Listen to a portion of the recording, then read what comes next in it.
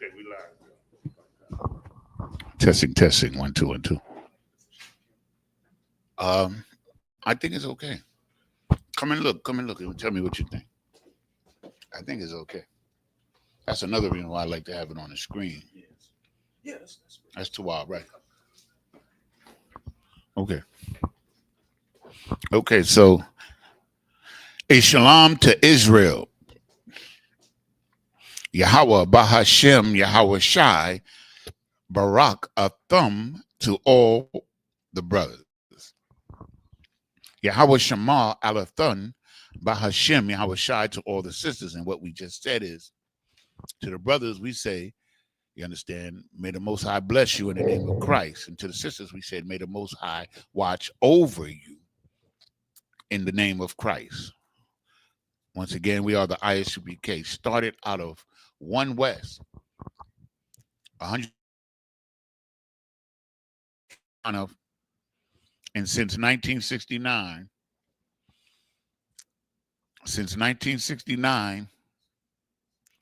the ISUPK, the Israelite School of Universal Practical Knowledge. No, that's cool. That's cool. Just leave it away, you know. Right. The ISUPK since 1969 has been teaching the truth of the Bible, the truth, nothing but the truth, the whole truth, and nothing but the truth. That's right. And that truth includes the fact that so-called Native Indians are the true Israelites, God's chosen people. You understand? The true Jews of the Bible, okay? And of course, the Bible upholds that. And in fact, that the entire Bible is written to, for, by, and about Israelites. You understand? The Bible is our records. It's the record of the Israelites.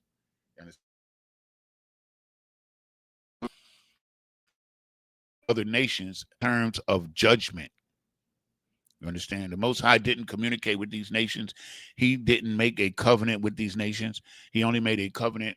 Both covenants, the major covenants, is with Israel, both of them. That's right. Okay? The ISUPK is not affiliated with any other Hebrew Israelite group. We stand on our own merit. Hey, Salakia.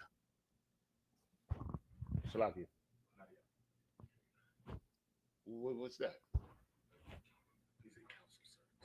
Oh, okay. Okay, so the ISUPK is not affiliated with any other Hebrew Israelite group.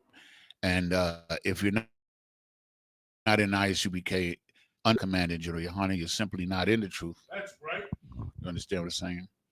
We're the home of the truth, meaning that we're the origin of what they call today, they call it the Hebrew Israelite doctrine, but we call it the truth. That's right. Okay. So I'm Officer of 1,000 Yanazar here in Durham, North Carolina, a real city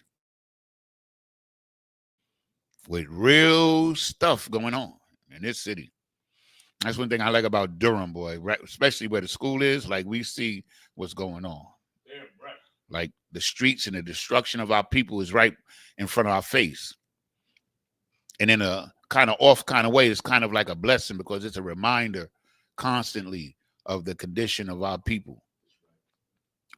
And that's what we need. So I'll be teaching the class tonight. You understand? And let's see who we got in. Let's get a little roll call going there. We got Sister Nizam Ana. We got Sister Sapayar. We got Sister Tia. We got Sister Monisha. And then we got, well, first of all, I'm going to say Yahweh Shema Alat, Brother C in the building. We got Trooper Kwaibar in the building. And we got Sister Red, Yahweh Bahashem Yahweh Shai, but I could thumb to all the brothers, Yahweh Shema done Bahashem Yahweh Shai to all the sisters, okay? We appreciate everybody for tuning in. So, tonight we're going to get in on a real heavy subject. And I've been working on this subject for a minute. And it's important because, like, to know your nation is to know yourself. Right. Understand? How did we get here? How did we get to this condition? You understand? So tonight's topic, you understand, is the kingdom divided. How Israel became divided. What happened and what caused it? Now, upon preparation for this class, it's a lot of stuff. So I already told my partner in crime, Maya Shaw, also 500, Maya Shaw, that this might be two parts. But it's very important that we understand this, because this is integral in how we got to the point where we are, and it's relevant to today with the split of the kingdom. And in Isupk County Commander General Yohana, one of the mandates that we have, you understand what I'm saying, is that, you understand, we get together and we gather ourselves together with the Northern Kingdom. That's right. So the split in Israel was when the so-called, what became the Northern Kingdom of Israel, split from the Southern Kingdom of Judah because of what Solomon.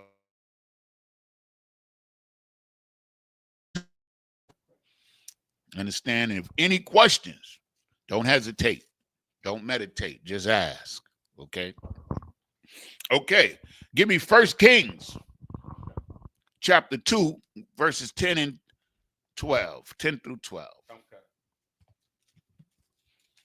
Understand? Because we're going to get into it from the gate, from how it all started.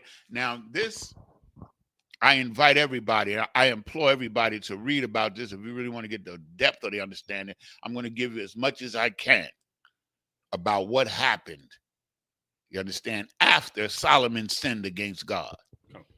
Because that was the major, you understand, sin that caused the Most High to rip or render the kingdom out of Solomon's hand and split the kingdom thus thereby, right? So this is important that we understand this, because it's relevant to today. And we're going to show you why as we go through the whole, you understand, class, okay? It's important. You got that? It's the book of 1 Kings, chapter 2, verse 10. So David slept with his fathers and was buried in the city of David. So David, of course, King David, Solomon's father, he died. So this is important. King David passed on. He slept with his fathers, meaning his spirit went back to the Most High. That's right. He rest in peace really means that. You understand? You don't go to heaven or you don't go to hell when you die, Christians, in case you didn't know. Right. So King David dies, right? So let's see what happens now. Come. Verse 11. Hold on. Yeah, read on. I'm sorry. Salakia. Come. Verse 11. And the days that David reigned over Israel were 40 years. So David's rulership was 40 years. He reigned over Israel. And I'm telling you, during those 40 years, David never had peace. He had war till the day he died. That was his punishment or his judgment for sleeping with Uriah's wife, who became the mother of Solomon. You understand? So David's punishment was that he would have to have war every day for the rest of his life. He never saw peace. But during that war, he unified Israel.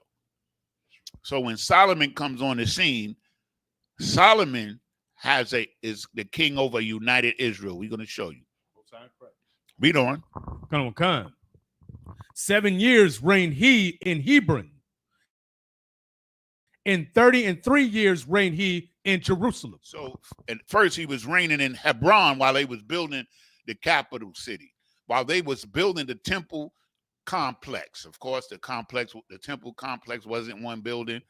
It was multiple buildings, included a palace, included a meeting hall and a place for the sisters. Oh, you understand? You can read about that. Of course, I always talk about it in Kings, 1 Kings chapter 6 and 7 tells you all of that. Oh, yeah. Magnificent. Okay, read on. Verse 12. Then sat Solomon upon the throne of David his father. So now Solomon is the king. You know, he inherits the kingdom from his father, right? Okay. So we know that Solomon was a righteous brother and very wise, right?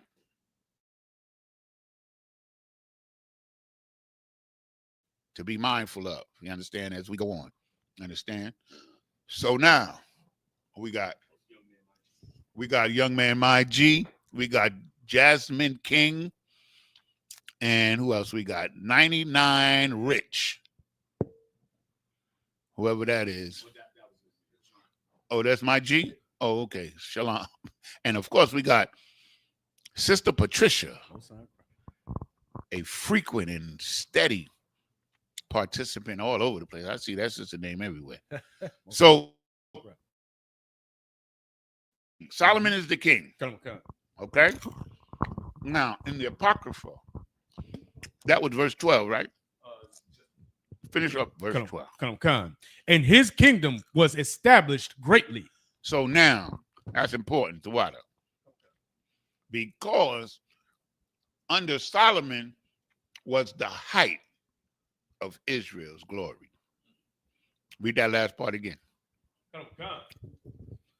And his kingdom was established greatly. His kingdom was like King David had went through all the civil wars and the wars that it took for him to unite the tribe. You understand what I'm saying? Because them Benjamites and these other and these so-called Hispanic tribe, they wasn't easy to tame. But David brought them all under one banner. And so when Solomon inherits the kingdom, you understand, we're one. He's the king over all 12 tribes. You understand? That's what we read in here, right? So now let's go to it in the Apocrypha, Ecclesiasticus, chapter 47, and we're going to read about 10 verses here, but 12 verses, and verses 13 through 25. Because this is going to give us the foundation of the whole class right here. 47 and 13. And we're going to read to 25. Ecclesiasticus in the Apocrypha. Come, sir. Okay? I got it. Read. Come. It's the book of Ecclesiasticus, chapter 47, verse 13. Solomon reigned in a peaceable time. He reigned in a peaceable time. This was the greatest time in Israelite history. That's right. It's the greatest time. Read on. Come. And was honored. For the Most High made all quiet round about him. Meaning that everything was moving smooth. We was handling business. We was renowned throughout the earth as a great kingdom. The Queen of Sheba, which was a powerful nation in itself, you understand, visited Solomon because of the reputation that he had. So this is the height. The people in the kingdom was so fly that when Queen of Sheba got there, she thought that the doorman was Solomon. Because he was dressed so nice. And she saw, you understand, the splendor of Israel. This is the height of our kingdom. You understand? And we're going to surpass this in the kingdom under Christ. That's right. You understand? So read on. Come. That he might build a house in his name and prepare his sanctuary forever. So, of course, Solomon built the temple for the Most High God. You understand? Read on. Come. Verse 14, how wise wast thou in thy youth? When Solomon was young, now keep that in mind. It says, how wise wast thou in thy youth? Because when he got a little bit older and them young girls was putting it on him, he wasn't so wise. And I love this brother. This is the same spirit that became Jesus Christ later on. That's right. You understand? He was wise when he was young. He was wiser. Read. Come. And as a flood filled with understanding.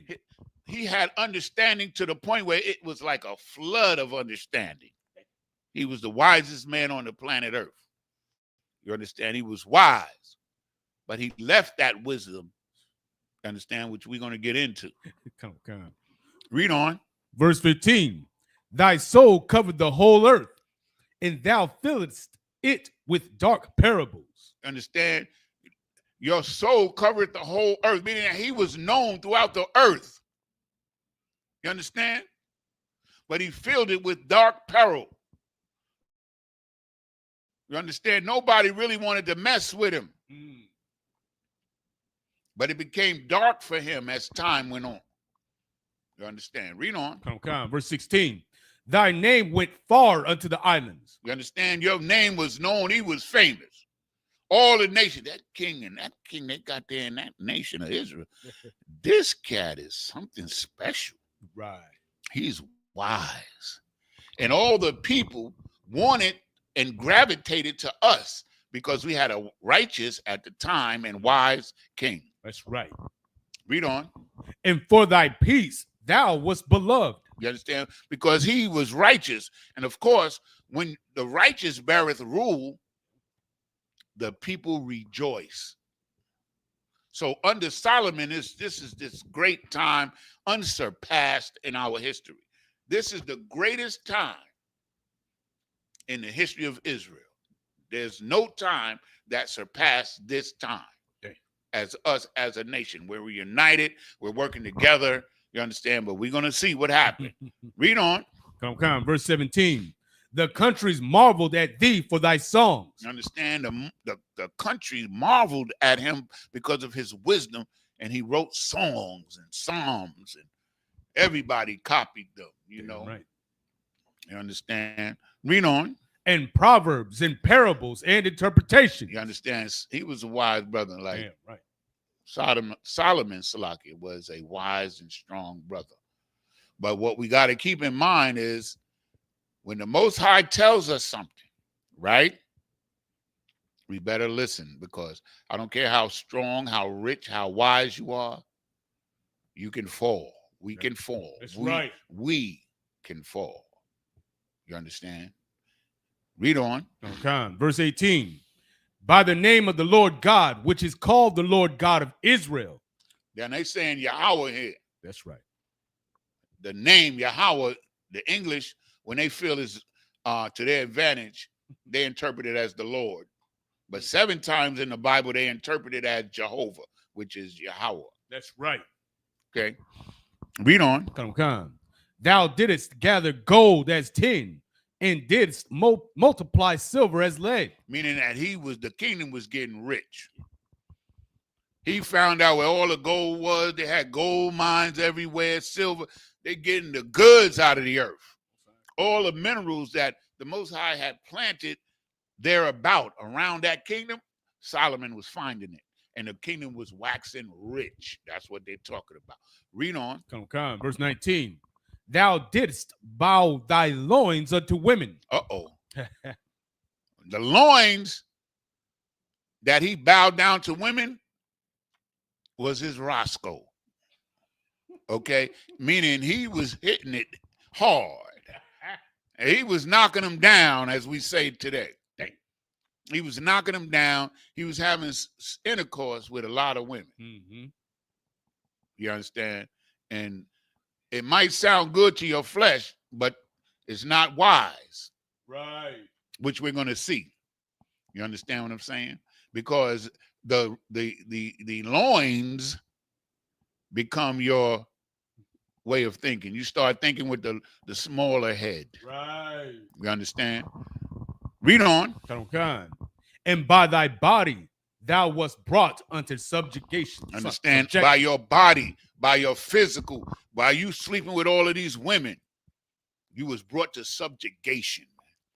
The wisest man, the king of Israel, the great and mighty Solomon, was brought to naught almost by women, heathen women. We're going to get it all. You understand? This is a lesson for all of us brothers, man. You understand? Good night. Read on. Come. Verse 20.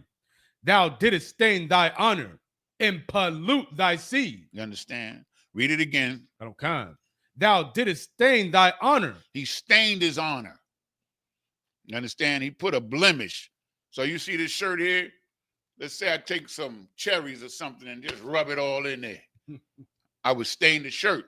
Right. Y'all know what I'm talking about. He stained his honor. Now he has a blemish on his honor, which was before clean without blemish. The Most High loves that.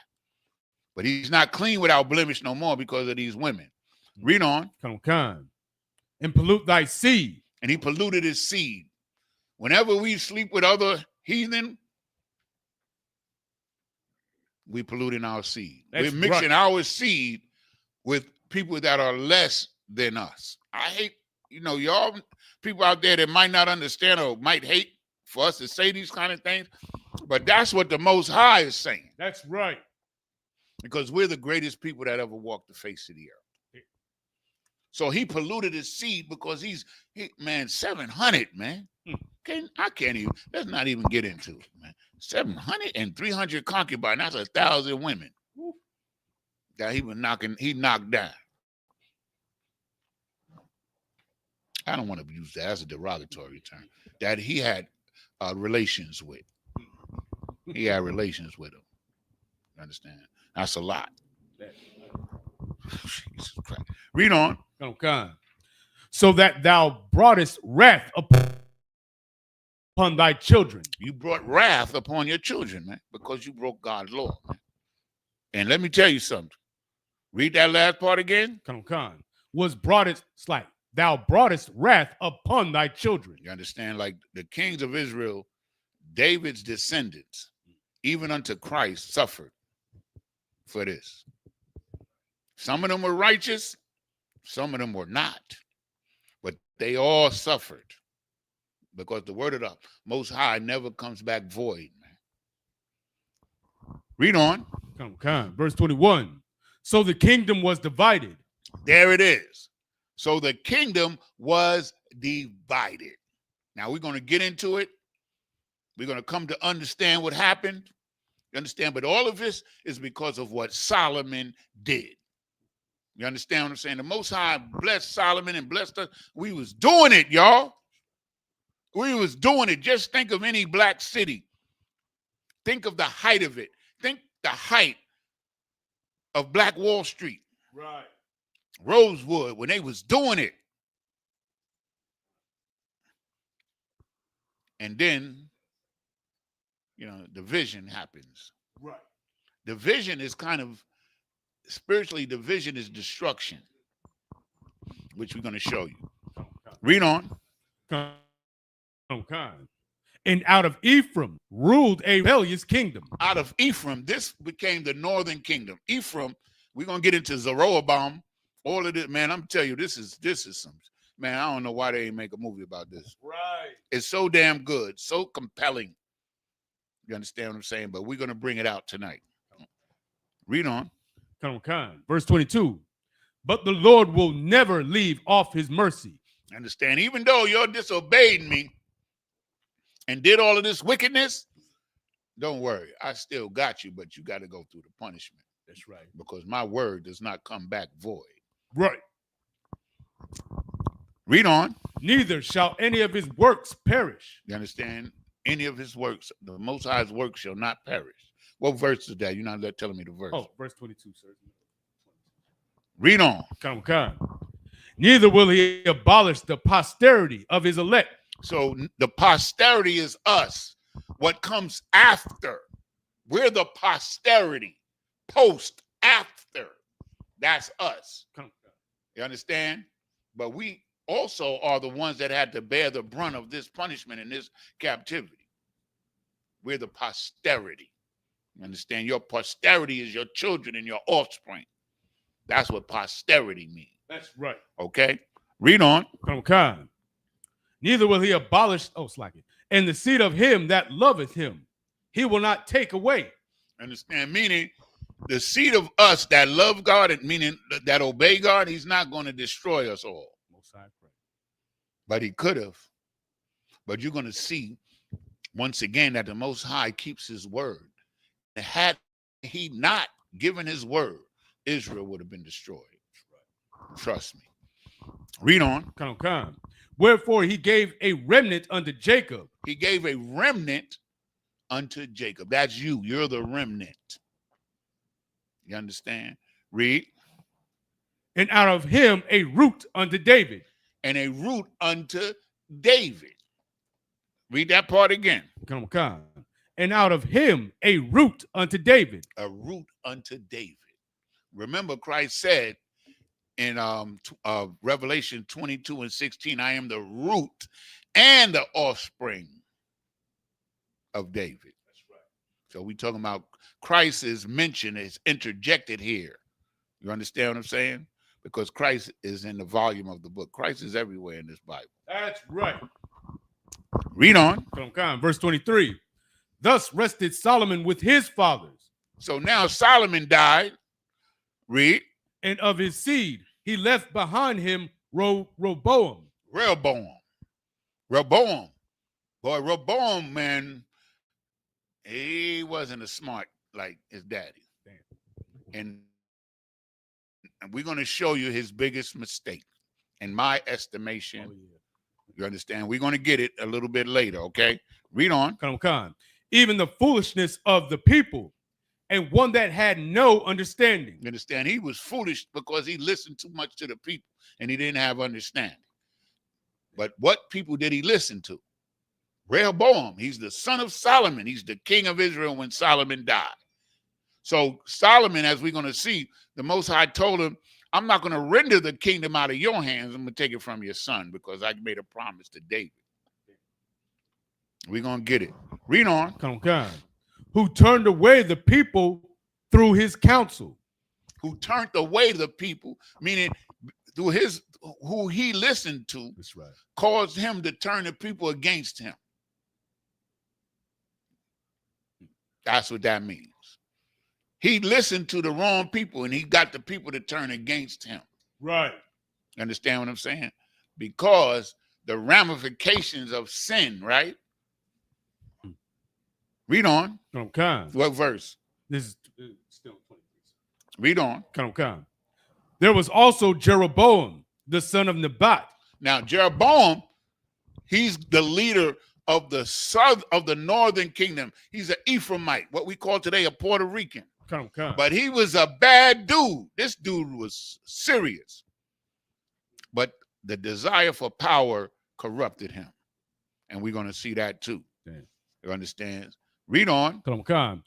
Who caused Israel to sin. He caused Israel to sin. Let me tell you, when I ain't getting a jumping ahead of myself, but he did some wicked stuff, man.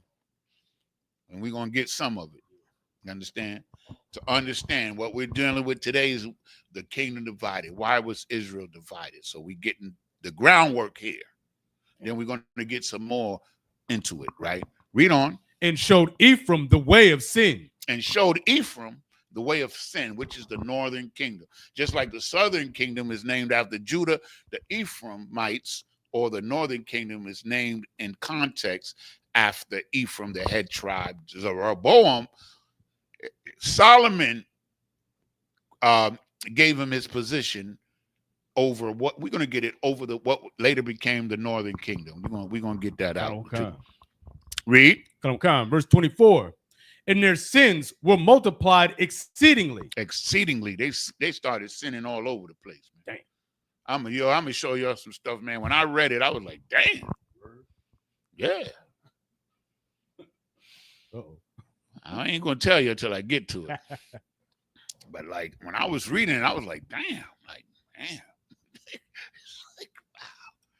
wow. Read on. That they were driven out of the land. They was driven out of the land. Now, he's talking about the northern kingdom who was driven out of the land first.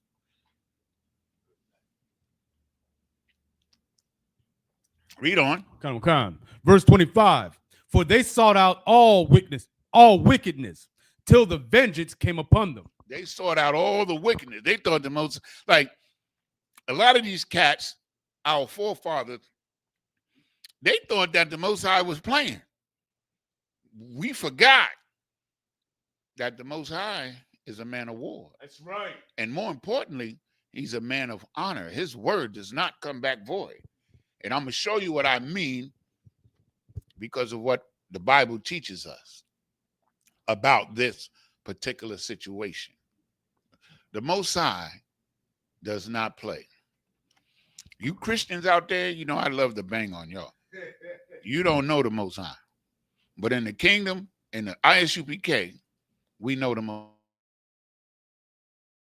High because not only do we obey him, but we read his word in truth and in spirit. You understand? Is that in the 25? Okay, give me Deuteronomy 7 and 3. Because this is the crutch of the whole situation. You understand? So the Most High is, we're the wife of the Most High spiritually. So the Most High hates whoredom. So we committed whoredom against the Most High. You understand? After he gave us the law and the guidance that was true. Read. It's the book of Deuteronomy, chapter 7, verse 3. Neither shalt thou make marriages with them. Thy daughter thou shalt not give unto his son, nor his daughter shalt thou take unto thy son. So now, this is a law, this is a commandment. Don't marry heathen. And Solomon, remember it said he was wise when he was young. So those first few wives, those were Israelites. But he started seeing them chinky eyes and them blonde hair, blue eyes, and them flat butts. And, you know, he started seeing all that. And he lost his mind, man. He lost his mind. You think it's not the truth. It is the truth, and we're going to show it to you. The kingdom was split. And what we want you to understand today is how crucial this is to our destruction, man. That's it on 7 and 3? So interracial marriage for Israelites, we don't give a damn who the heathen marry. They can marry anybody they damn want. Right. They can marry Joe Blow. They can marry a shark, for all I care. But you and I, me and you, we got to marry our own kind. That's right. And that's a good thing, man, because we marrying the best. Right. That's the whole point. If I made you the greatest people, then why are you going to choose less than the best? You know, I was talking to brother. He said, them, we were talking about the Edomites, and he was like, them white women is worse. And he was right, man. Them white women is wicked as hell, man. That's right. I don't know why you love them. I don't. Now, give me 1 Kings 2, 1 and 3. Now, this is important. It's all important. But I want you to understand this very well.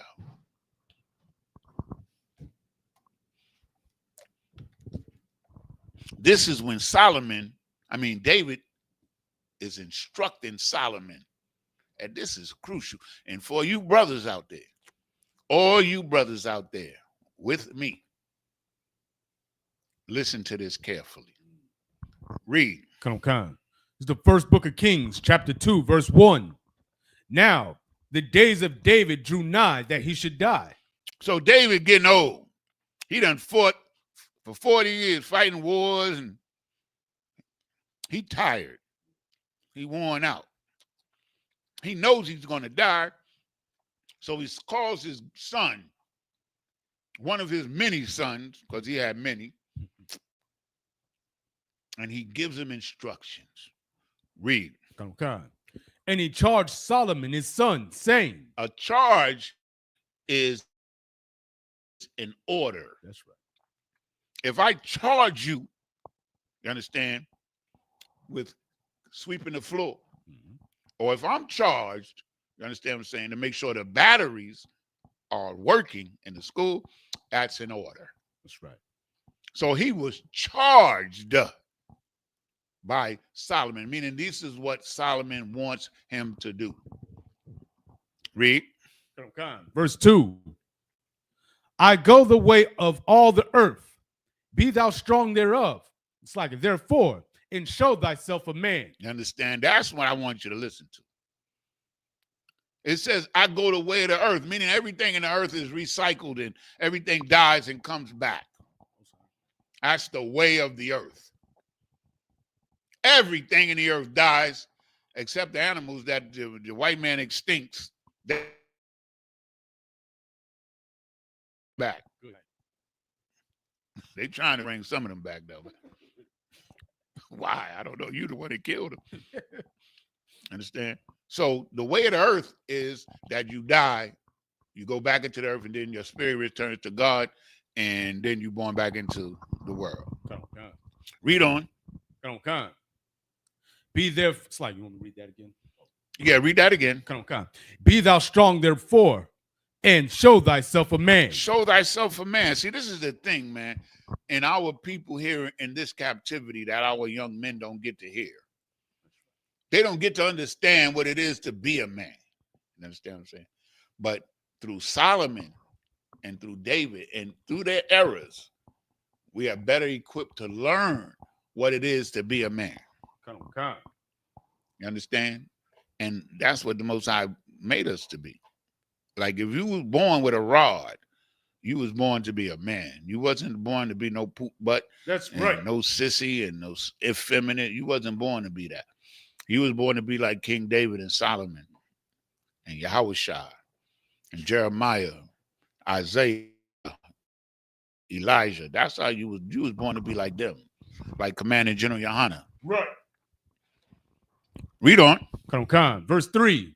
And keep the charge of the Lord thy power. Keep the orders or the commandments of the Lord, because of course charge is order. That's right.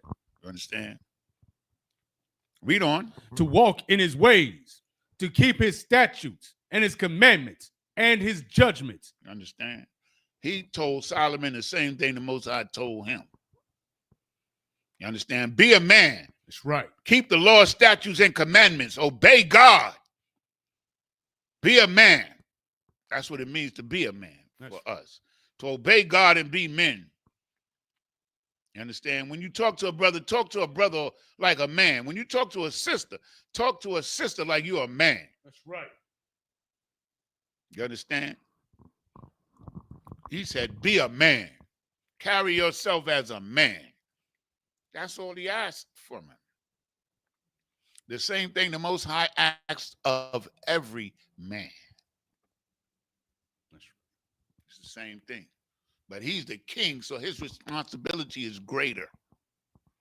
Okay. Is that it on 25? Oh, no, this is verse 3. It's still verse 3. I'm sorry. Verse 3. Finish it up. Come. And his testimonies, as it is written in the law of Moses. And the law of Moses, man. The law of Moses. From Moses to Christ. Even until the kingdom. Even unto the kingdom. Yeah, Baba Kasha. Even unto the kingdom, man. It's the same law, man. Because the Most High don't play. He doesn't give you, you understand, something wrong and then give you something right. He gives you what's right first. Damn right. He gave us the righteous law from the gate, y'all. Any more? Come. That thou mayest prosper in all that thou doest. That thou mayest prosper in all that thou doest. You understand? That we may prosper in all that we do. Mm-hmm. You understand? That's what we're trying to do here. That's what we're trying to bring to our people. The same thing that the Most High wanted us to have is what in Isupk County Commander General Hana we want our people to have. Right. It's not going to be easy, but it's going to bear fruit. Great fruit. That's what he's telling Solomon. And Solomon was doing it for a minute. You understand? Shalom. Also, Hawan. Shalom. Okay. We was doing it, man. Like we read earlier, during the time of Solomon, you understand? We were at the height of our kingdom. We were prosperous. We was doing it, man. You could read about it in 1 Kings 6, 7, and 8, how we were prospering and everything was tawab, but we messed it up. Okay, so now that's it on 3. Give me 1 Kings 4 and 1.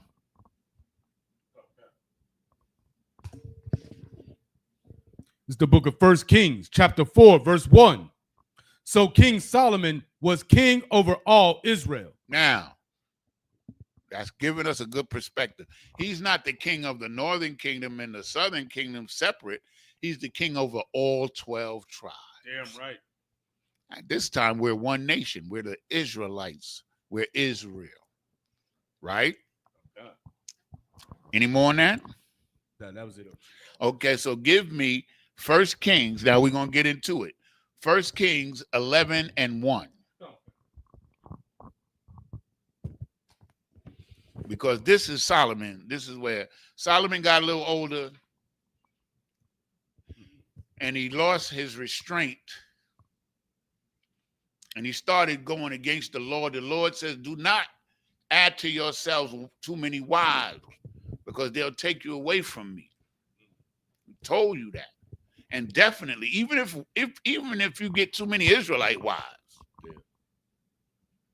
understand what I'm saying? But definitely don't get them heathens, because that's double jeopardy. Read on. Come. It's the book of First Kings, chapter 11, verse 1. But King Solomon loved many strange women. That's the same thing we read in Ecclesiasticus. He was doing his thing. Read on. Together with the daughter of Pharaoh. He married them Africans, women of the Moabites, the Chinese, Ammonites, the Japanese, Edomites, white people, Zidonians, another African nation, and Hittites. Yeah. He was marrying them, all them nations, man. Of course, what he was doing, this is what his mind was telling him. Yo, I'm going to make a deal with this king. He going to give me one of his daughters. You know what I mean? Right. I'm going to make a trade deal. I'm going to be Donald Trump. I'm going to make a trade deal, and he going to give me one of his daughters. That's what he was doing. You understand? Read on. Come. Verse 2. Of the nations concerning which the Lord said unto the children of Israel, ye shall not go in to them. So all of his women were not heathens, but the majority of them were. And then he's telling us here that these are the people I told you don't mess with. Right. I tell you, man, don't do that. Don't have intimacy with them. Don't, lay with them. Right. It's a sin. And because it's a sin, that means if you do it, it's bad for you. You're not going to get a good result. Come. Read on. Come. Ye, slack. Neither shall they come in unto you. You ain't going to marry them, and they're not going to marry your daughters either. That's right. Stay away from these folks, man. Damn right. They're not good for you. Read on. For surely they will turn away your heart after their gods. You understand? They're going to turn your heart after their God. We were warned in this in Deuteronomy. I should have had him read verses 4 and 5, 7, 4 and 5, but we getting it here. Okay, come. You understand? Because here he's telling us why he doesn't want us to, their pollution. That's right. Their spiritual pollution, and they weakened our seed. That's right. The seed becomes weaker when you marry outside of the nation. But the seed becomes stronger when we marry among our people. Damn right. And the Most High knows it, and now you know it. Read. Come. Solomon clave unto these in love. He clave unto them in love. Ooh, Lord, give me that one there, yo. Oh, man. He clave unto them, meaning that became his habit. Like he started losing the wisdom that he needed to lead Israel, and he's focusing now on pleasing these women. He clave unto them. Understand? Ain't nothing wrong in cleaving unto your woman, long as she don't keep you from the truth, man. Right. You can cleave unto your woman, but don't be weak and don't be, you understand, beguiled in any kind of wickedness by her. That's right. You understand? So that's why now Isupk County Commander General Hunter, we're encouraged to get ribs in the school. And, that ain't no piece of cake either. Right. They still women, but they better than them women in the world. You can guarantee that. So now, read on. Come. Verse 3. And he had 700 wives, princesses, and 300 concubines. You understand? Princesses meaning that they were related to people in power. Hmm. That's what I'm saying. He was making deals. Yo, my Shaw, yo, man, listen, we're gonna make a trade deal. But give me Ching Chow over there. I want her. You know what I mean? That's what he was doing. He was making deals and getting wives. That's why it says princesses. Kind. He wasn't married. He didn't meet a chick on the corner and marry her. You understand? He was going through diplomacy and negotiations. Right. And then, you know, of course, because he was so great and from all understanding, he was a very handsome brother.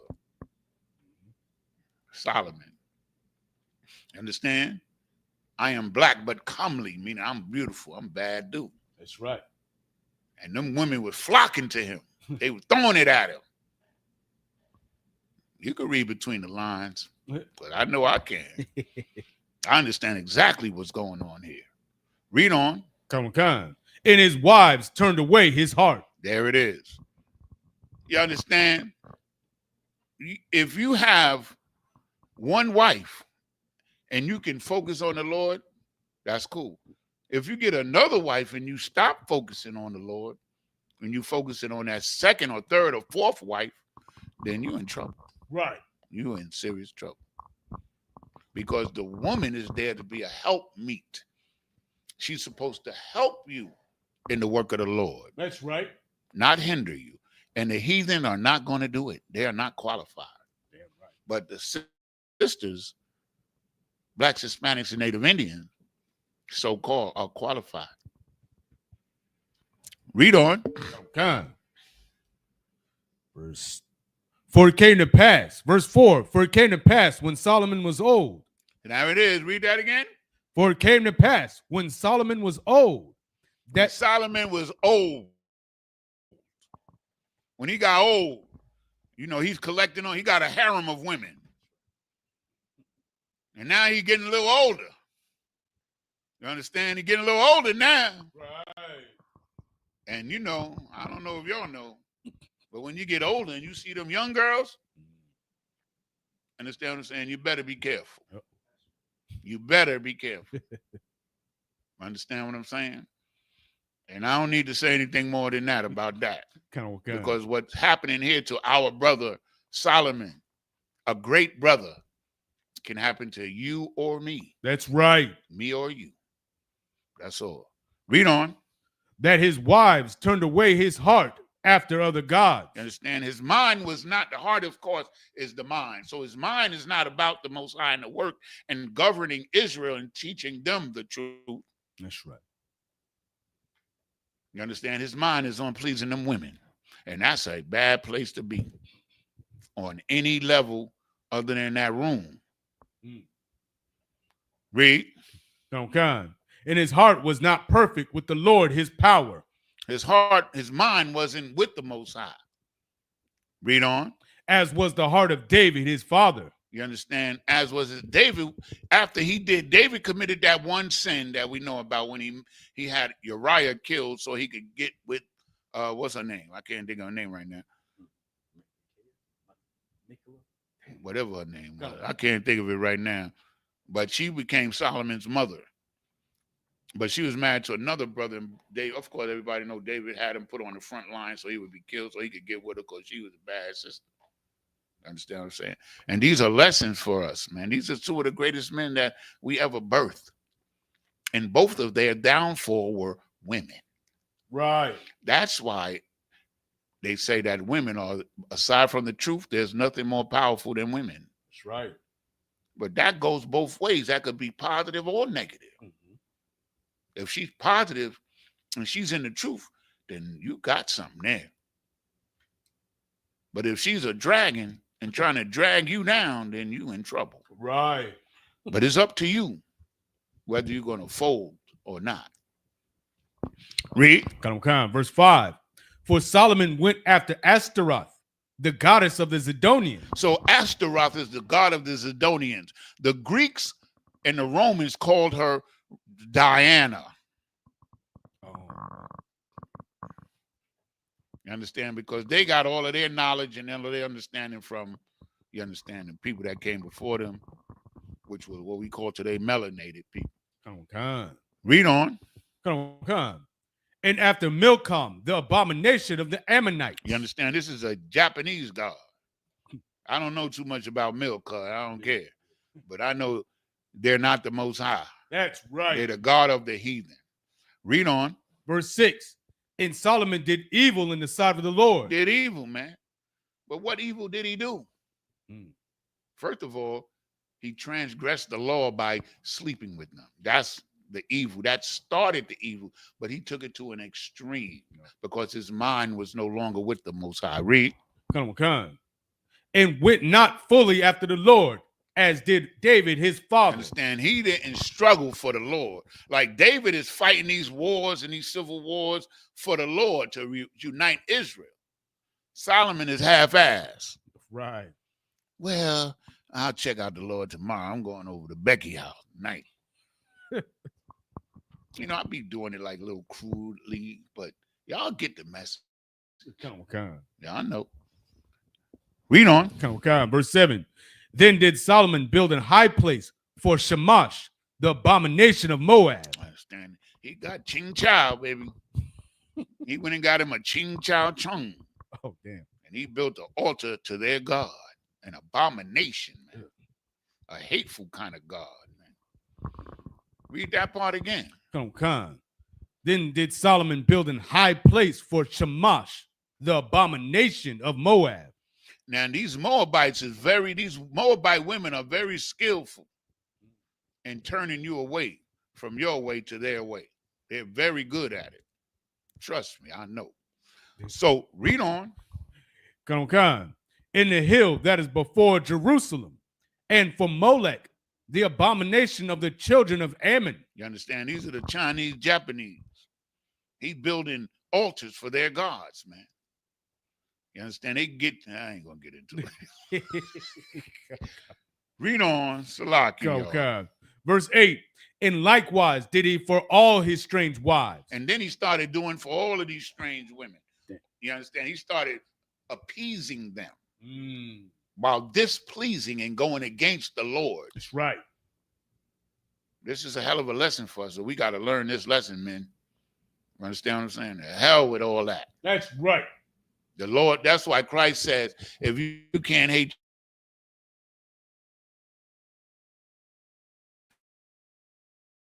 then that's what he's talking about.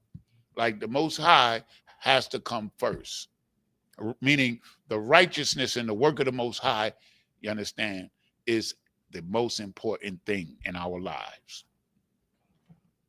And our women should help us in that direction. Read on. For all his strange wives, which burnt incense and sacrificed unto their God. You understand that? He in there, man, like trying to please them, and they burning incense and sacrifices to idols. Damn. You understand? Now we're going to get into the recompense. Read on. Come. Verse 9. And the Lord was angry with Solomon, because his heart was turned from the Lord God of Israel. Understand? Them women was turning his heart away. So that means he has a carnal mind. He's not thinking spiritual. So he's cut off the access to the wisdom that he might have. Right. Understand? That Holy Spirit ain't with him no more because he's not in truth. He's not in spirit. He's carnally living. Read on. Which had appeared unto him twice. Verse 10. And had commanded him concerning this thing, that he should not go after other gods. Understand? Most High told him, just like he told me, just like he told you. That's right. Don't go after other gods. That's your destruction. Understand? Don't go after them because they don't exist. It's a game. It's right. A trap. You get trapped off by them heathen, man. Read on. Come. But he kept not that which the Lord commanded. He broke the commandments, right? Read on. Come. Verse 10. It's like it. Verse 11. Wherefore the Lord said unto Solomon, for as much as this is done of thee, and thou hast not kept my commandment, it's like it, and thou hast not kept my covenant and my statutes, which I have commanded thee, I will surely rend the kingdom from you. Man, that's a hell of a price, man. To rend the kingdom from him is meaning he's taking it from him. But the Lord is merciful, and the Lord did him a favor. You understand? Because when he rent the kingdom from Saul, Saul didn't get that mercy. But Solomon did because of the promise that the Most High had made to his father David. Read. Okay. And will give it to thy servant. I was going to give it to thy Zeroboam. Okay. Zeroboam was a Puerto Rican who later became the ruler over the northern kingdom at the outset of the split. But he worked for Solomon, and he worked for David, and he was an outstanding brother. But absolute power corrupts absolutely. That's right. You understand? Read on. Okay. Verse 12, book of 1 Kings, chapter 11, verse 12. Notwithstanding in thy days, I will not do it for David, thy father's sake. He says, in your day, while you alive, I'm not going to split the kingdom up. But when you die, I'm going to split the kingdom up under your son. That's what he's telling them. Read on. Come. But I will rend it out of the hand of thy son. You understand? That's Rehoboam, who made a blunder, which I'm definitely going in on that. Read. Come. Verse 13. Howbeit, I will not rend away all of the kingdom. He said, I'm not going to take the whole kingdom from you. You're going to leave him a little something. Read. But will give one tribe to thy son for David, my servant's sake. Understand? So he said, I'm going to let you keep one tribe. Let you keep a tribe. So he had Judah and Benjamin. And a group of the Levites, because of the connection with the temple, came in with him later. Okay. Read. Come. And for Jerusalem's sake, which I have chosen. You understand? Jerusalem. For the sake of Jerusalem, I'm going to let you keep the Judites and the Benjamites. You understand? That's what he let him have. But the other 10 tribes, he gave to Zeroboam, which we're going to bring out. You understand? This is the split, y'all. This is the beginning of our destruction, y'all. That's right. Read. Come. Verse 14. No. Oh, that's it on that. Come. Go to verse 26. Oh, come. Book of 1 Kings, chapter 11, verse 26. And Jeroboam, the son of Nebat, an Ephrathite. You understand? He's from the tribe of Ephraim. You understand? But he worked for the king, and he was a bad dude. He's going to tell you. This brother Jeroboam, he's what we would call today a Puerto Rican. Come. And he was a bad brother. Trust and believe. They're going to tell you. Read. Come. An Ephrathite of Zeredah, Solomon's servant, whose mother's name was Zeruiah, a widow woman. Even he lifted up his hand against the king. You understand? So now, when he saw the opportunity, you understand that the Most High was going against Solomon, he saw the opportunity to grab some power. Right. Read on. Come. Verse 27. And this was the cause that he lifted up his hand against the king. This was the cause. Like, yo, look at it like this. Okay, the king is not righteous. I'm righteous. Why should I serve him? That's how he's thinking. Solomon is a sinner. I'm not. So why? I'm bad too. You understand? Why should I serve him? Read on. Come. Solomon built Millo and repaired the breaches, the breaches of the city of David, his father. Verse 28. And the man Jeroboam was a mighty man of valor. See that? Jeroboam was a mighty man of valor. That means like he was strong and he was brave. Most high Christ. He was a great brother. But power corrupts us. And we're going to see why. Read on. And Solomon, seeing the young man that he was industrious, he made him ruler over all the charge of the house of Joseph. You understand? So Solomon saw his greatness and his abilities. He was smart. He was industrious. So he gave him charge over what later became the northern kingdom. Read that last part again. He made him ruler over all the charge of the house of Joseph. So the house of Joseph is the Hispanics. You understand? What we call today the Hispanics. That's the house of Joseph. Manasseh, Ephraim. These were the head tribes of the so-called, what we call today the Hispanic, or what was back then called the Northern Kingdom. Understand? Read on. Verse 29. No, that's it on that. I got to skip some verses because of time. And we still going to get part 2. More than likely. So now he recognized that Jeroboam was a capable brother. And he gave him charge over the whole kingdom. But he's going to regret that. Well, his son is anyway. So now let's go to verse 30. Book of First Kings, like First Kings chapter 11, verse 30. And Ahijah caught the new garment that was on him. So now, read verse 29, Salaki. We need to know who Ahijah is. He's a prophet. Read it. Verse 29. And it came to pass at that time when Jeroboam went out of Jerusalem, that the prophet Ahijah, the Shilonite, found him in the way. That just means when you see the Shilonite, that means that's what town he's from. You understand? That's all that means. Read on. And he had clad himself with a new garment. You understand? He had a new garment. Read on. And they too were alone in the field. So they two were alone in the field. Read. Verse 30.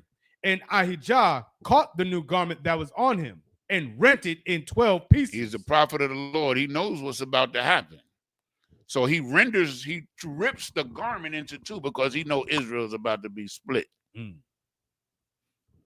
Read on. Verse 31. And he said to Jeroboam, take thee 10 pieces, for this saith the Lord, the God of Israel, behold, I will rend the kingdom out of the hand of Solomon. So the prophet is telling him, listen, I'm going to take the kingdom from prophet, and I want you to take 10 tribes.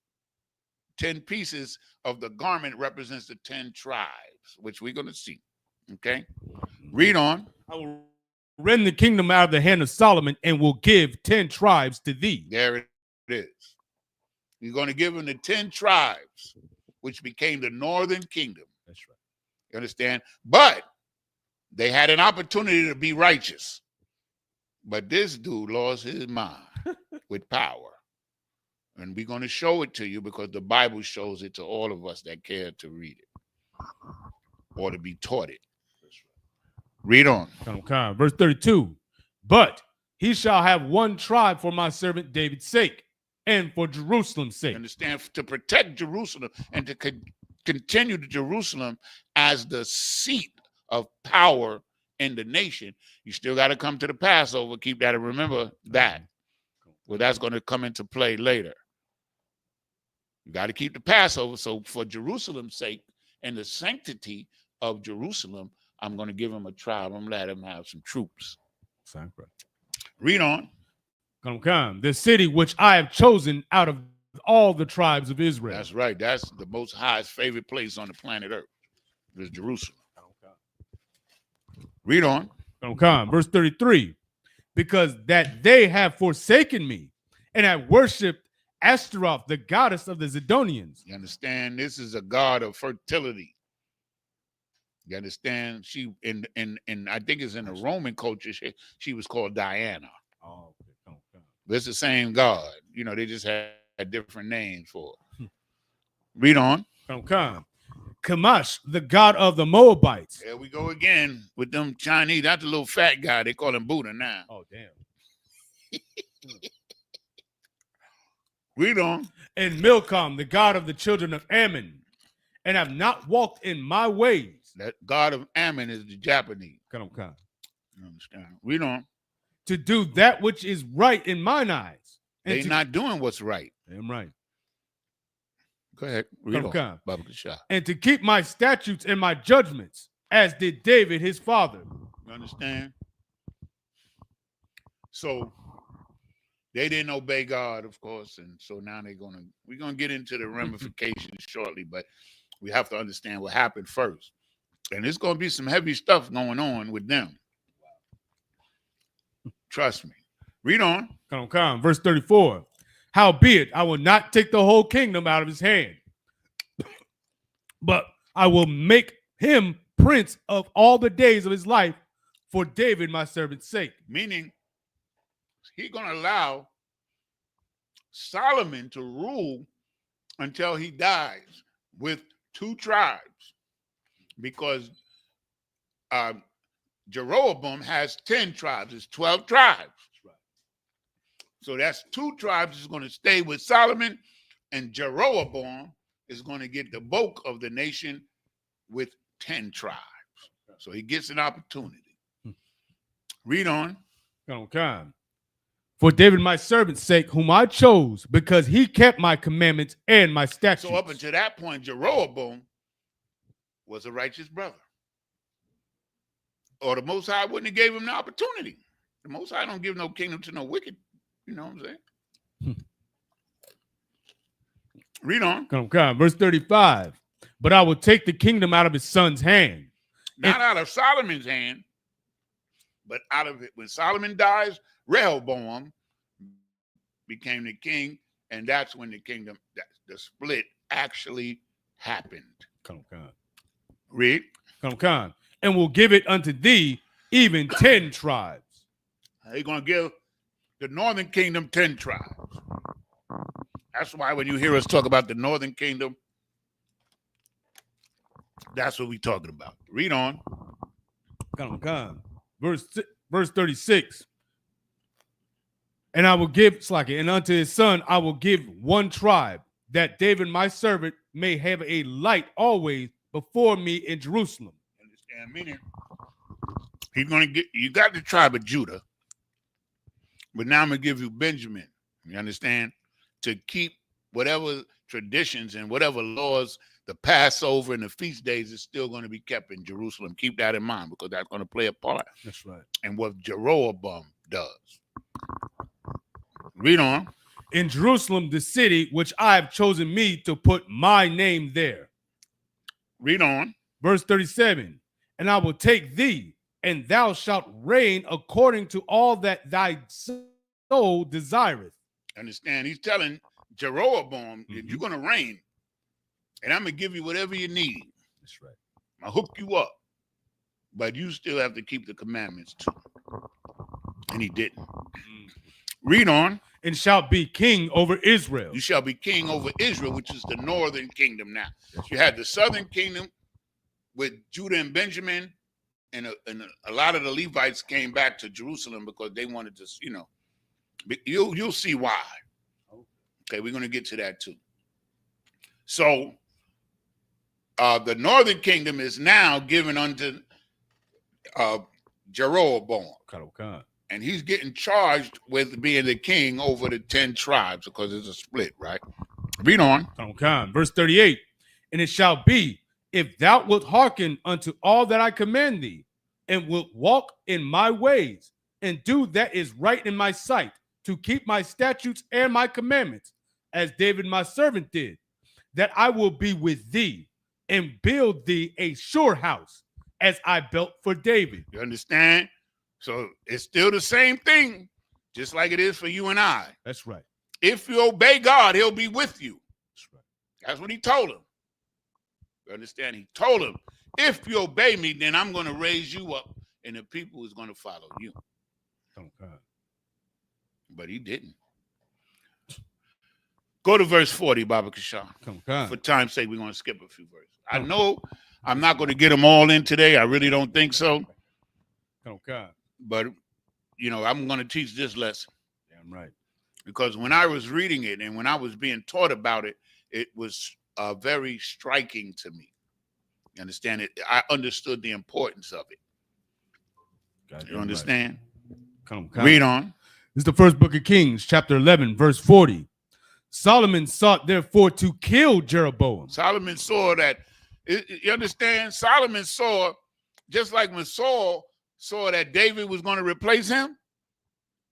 When Solomon found out that he was taking 10 tribes, command of 10 tribes, and I only got 2, Solomon wanted to kill him. Solomon is not thinking, man. Them women got him, man. They got him, and we got to realize that and accept it, because that's the truth. Right. Because he said that if you marry these women, they're going to take you away from me, from the Most High, from thinking like him. And the wisdom that the Most High gives you when you obey God, because, of course, the beginning of wisdom is the fear of the Lord. That's right. But I don't think Solomon is thinking about the Lord right now. He want to kill this brother. And this brother has not sinned as of yet. That's it on 40? Allah, sir. Go ahead. Come. And Jeroboam arose and fled into Egypt. Jeroboam said, yo, even though he put me over 10 tribes, this dude is still the king. I better get out of town. He flew into Egypt, but this is heavy because this has a ramification later on, something that happened where the king of Egypt is going to come up against us. He plotting. Read. Come. Fled into Egypt under Shishak, king of Egypt. Shishak. Now, all of you blackety blacks, when I was a blackety black, we used to brag about Shishak. Oh, wow. You know, he's a historical figure, especially among the blackety black community, because he was a warrior king. And he was the one that went into Israel and robbed Israel of all the gold and all that. He did it. And they're going to tell you that too. Like, we replaced a lot of it. So when the Romans and them came hundreds of years later, they robbed us again. But the first one that robbed all of the gold out of the temple and all of the jewels and stuff was this cat right here, Shishak. Read it again from the top. Verse 40. Solomon sought therefore to kill Jeroboam. And Jeroboam arose and fled into Egypt under Shishak, king of Egypt, and was in Egypt until the death of Solomon. You understand? He stayed down there. He said, yo, hey, man, Solomon, you know, that's the King David's son, yo, I know. You understand? He might have been wise, but he wasn't no punk. Okay. You know, a lot of times people think of wisdom, they think of a nerd. Yeah. A poop butt. But our men are not like that. That's right. Our men are wise, and they are killers, too. That's right. As you can see, because everybody know King David was, man, that's one dude I would never cross. Read on. Come. Verse 41. Skip to 43 for time's sake. Come. Verse 43. And Solomon slept with his fathers and was buried in the city of David, his father. You understand? So Solomon is dead. You understand? But I want you to understand something before we move forward. Go to First Kings. That was in the 43? Finish 43, Baba Kashak. Come. And Rehoboam, his son, reigned in his stead. You understand? Rehoboam, his son, reigned in his... Now, this cat right here, he was not smart. You understand what I'm saying? The Most High picked a better man in Jeroboam because of Solomon's sin, but Jeroboam let the power go to his head. And this, when we read about that, this is heavy. It's heavy. But Rehoboam, which is Solomon's son, King David's grandson, on Solomon's side, was not a smart brother. Give me Kings, 1 Kings 12. We're going to read 1 through 4. We're going to get back to Rehoboam, you understand, in a minute. But now Solomon is dead, and Rehoboam, his son, is now the king, just like when David died, blah, blah, blah, blah. Read. Okay. This is the book of 1 Kings, chapter 12, verse 1. And Rehoboam went to Shechem, for all Israel were to come to Shechem to make him king. So he's going to Shechem, understand, because that's where David was crowned king. That's right. So he's going there to be crowned king. Mm-hmm. You understand? Read on. Verse 2. And it came to pass, when Jeroboam the son of Nebat, who was yet in Egypt, heard of it, for he was fled from the presence of King Solomon, and Jeroboam dwelt in Egypt. Verse 3, that they sent and called him. And Jeroboam and all the congregation of Israel came and spake unto Rehoboam, saying, verse 4, thy father made our yoke grievous. So now let's break it down. So now Rehoboam, Solomon's son, is being crowned king in Egypt. So he hears that Rehoboam is going to be made king. So he plots. He wants to be king because he was told that he was going to be king. But he was told to be king of what became the northern kingdom and leave Jerusalem alone. Right. Understand? That's where he's going to make part of his mistake. Mm-hmm. So now he hears that Solomon is dead. He said, man, I can go up there. I can take over. Because he know Rehoboam ain't that smart. Read on. Come. Thy father made our yoke grievous. So he's telling the people, and he's telling Rehoboam that your father made it hard for the so-called northern kingdom. You was taxed, man, and you're wicked, and we had to follow y'all. But he's not telling the whole truth. Because remember, it was Solomon that gave him the job. Solomon gave Jeroboam the job of leading what became the northern kingdom. That's what we just read a few scriptures ago. Understand what I'm saying?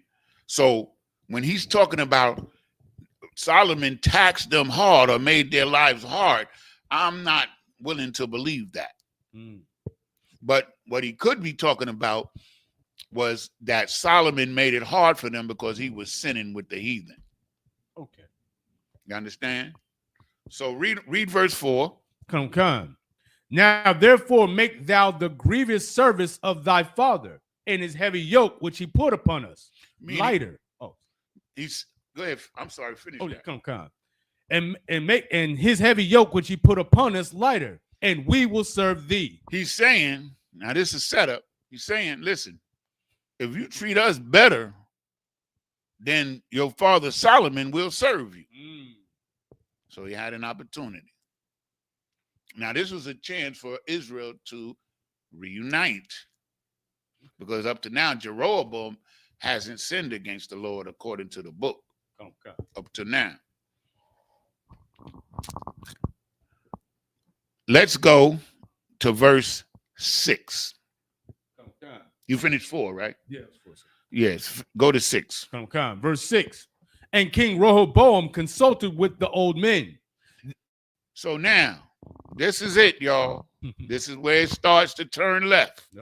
He consulted with Solomon's, counsel, the old dudes. You understand? He went to them. He consulted with them.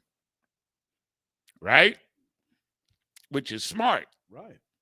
It's just like you coming in there and you go and consult with Commander General Yohana and General Mahaiman, you know what I'm saying, instead of IUIC. But now check this out. Read on. Okay.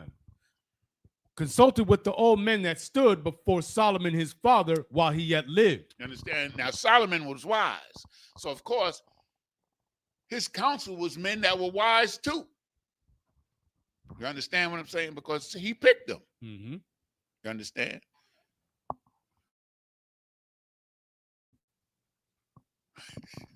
Oh, sorry, Rock said, Madam Butterfly.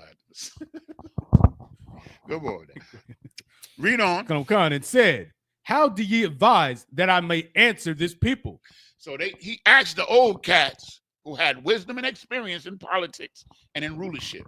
He said, how can I appease, how can I make it good with these people, man? What do I need to do? Right? Mm-hmm. Which was smart for him to inquire and get counsel, right? Read. Verse 7. And they spake unto him, saying, If thou would be a servant unto this people this day, and will serve them, and answer them, and speak good words to them, then they will be thy servants forever. You understand? Treat the people good and be a wise king. That's what they told him. Listen to them. That's right. Hear their needs. Be wise like your father was wise. You understand? But let's see if he listened or not. Go to verse 13 for time's sake. Come on. Verse 13. And the king answered the people roughly and forsook the old man's counsel that they gave him. Verse 14. So he went, you understand, and talked smack to the people. Like, I'm the king, man. I ain't listen to me. Oh, man. He didn't listen to what the old men told him to do. Speak kindly to the people. Treat them well. He didn't do that. But let's see what happens. Go ahead. Come on. Verse 14. And spake to them after the counsel of the young men. Instead of listening to the old cats, he listened to his homeboys that he grew up with. You understand? So instead of going to Commanding General Johanna, you understand, Captain Nythok, and the brothers that got experience and wisdom and leadership, he went to the trooper. Or he went to a fake Israelite group. He didn't listen to the old cats. This is heavy because we have the same kind of situation going on amongst our people today. That's right. They don't listen to the old cats. What they want to do is listen to their homeboy, which sounds slick. Yo, man, don't be all nice to them people, man. They can think you a sucker, man. You know what I'm saying? Go in there hard. Go hard at them. And that's what he did. But it was a blunder because this turned the 10 tribes against him even more. Right? Shalom, Yahweh Shema Shabbarakatah. You understand? So he listened. Read it again. Come on. Verse 14. Book of 1 Kings, chapter 12, verse 14. And spake to them after the counsel of the young men, saying, My father made your yoke heavy, and I will add to your yoke. You understand? Meaning, like, whatever taxes or whatever hard father put on y'all for whatever reason to keep y'all in check, I'm going to do more to keep you in check. You understand? Because I'm the king, man. Do what the hell I want to do. I don't listen to y'all. They listening to the young men. Understand? Now, not to say that young men can have wisdom. Right. But in terms of rulership and experience, it's more likely that the elder men has better judgment. Right. And better counsel. Because of experience, these men worked with Solomon. So they knew a little something. But he didn't listen to them. He went out there and he got them young cats who talk slick and he listened to them. Right. This is a major blunder. Major blunder. Read on. Come on. My father also chastised you with whips, but I will chastise you with scorpions. You understand? Meaning Solomon only chastised you with his mind and with words. But he's going to put it to you physically. Good night. He's going to oppress you. You understand? Scorpions sting you. Yeah, right. Words do not. Read on. Verse 15. Wherefore the king hearkened not unto the people, for the cause was from the Lord, that he might perform his saying, which the Lord spake by Ahijah the Shilonite. The prophet was trying to tell him, man, what to do. He didn't listen to the old men. He didn't listen to Ahijah, who was the prophet at the time. You understand? He was trying to, counsel the brother and lead him. But he's a hard-head, knucklehead. That's right. Read on. Come, which the Lord spake unto Ahijah the Shilonite unto Jeroboam the son of Nebat. Verse 16. So when Israel saw that the king hearkened not unto them, the people answered the king, saying, Which portion have we in David? Understand? In other words, when they saw that he was acting and the way he was acting, they said, well, the Northern Kingdom now is saying, why we should follow this cat. He don't care about us. He talking to us like we ain't nothing. Why should we be with him? Right. Why should we serve him? That's what they're saying. Read on. Come. Neither have we inheritance in the son of Jesse. To your tents, O Israel. Meaning that we ain't inheriting nothing. The son of Jesse is David. We ain't inheriting nothing in there. Y'all get all the inheritance in Jerusalem and stuff. Right. We don't get nothing, although they had their own land for their own inheritance. So it ain't like they wasn't getting nothing. Come. Understand? This is politics. Understand that's going on here. Yeah. Read on. Come. To your tents, O Israel. Now see to thine own house, David. So Israel departed unto their tents. So what he's saying is now the northern kingdom, the Israel, now left. That's right.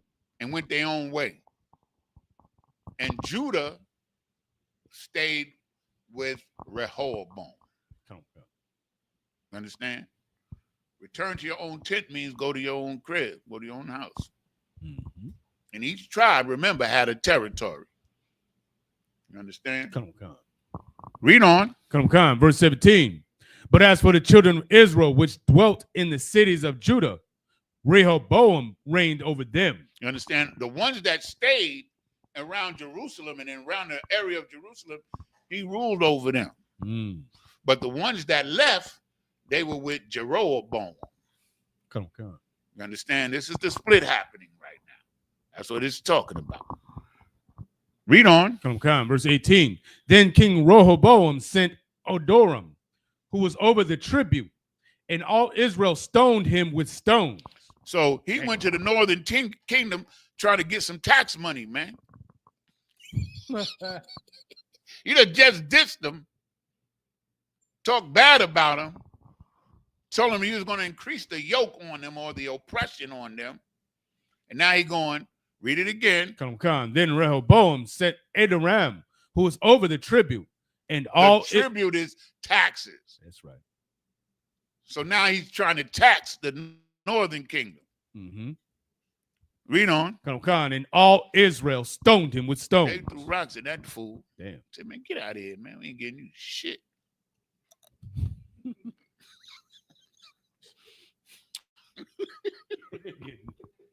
These are Israelites, man. These are niggas. You're damn right.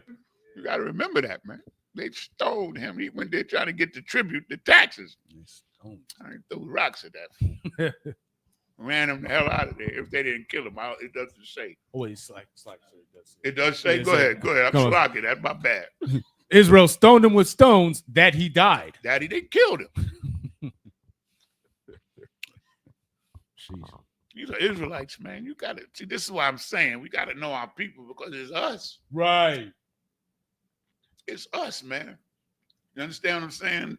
And they threw rocks at this cat until they killed him. He went there telling me, yo, y'all got to pay tribute. You understand? Rehoboam in Jerusalem, you got to give me that tax money. You dig? Bam, bam, bam, bam, bam. That's right.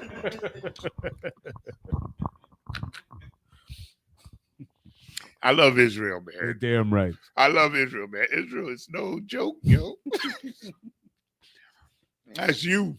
Blacks, Hispanics, and Native Indians, man. That's right. This we reading about you. Trust me. Hey, read on. Come. Therefore, King Rehoboam made speed to get him up to his chariot to flee to Jerusalem. And he broke out. That's what we used to say back in the day. He broke out. He got the hell out of town. You understand what I'm saying? They went up there to get them taxes. They killed the tax collector. And the king said, oh, this is not the place to be. And he hightailed it back down to Jerusalem. We can laugh about it because, you know what I'm saying, it happened already. You understand? I see a lot of humor in some of this, but there's a lot of wickedness going on, which we're going to see even more. Read on. Verse 19. So Israel rebelled against the house of David unto this day. Understand? Now that's heavy. So the northern kingdom rebelled against the southern kingdom. This is the split until today.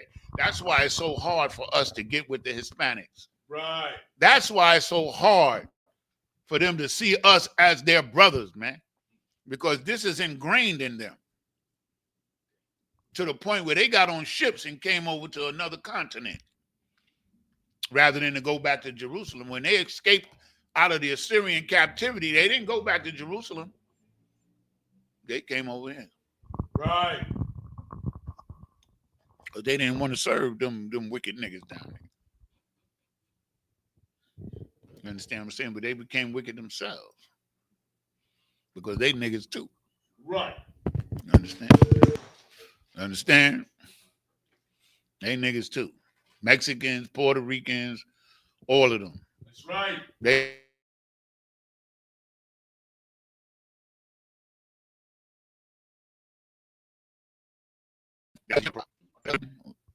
that's what we're reading about. And could you really blame them? Because their excuse was that they didn't want to worship and pay taxes, or not worship, but serve and pay taxes to an unrighteous king, a knucklehead who didn't listen to the wisdom of the elders.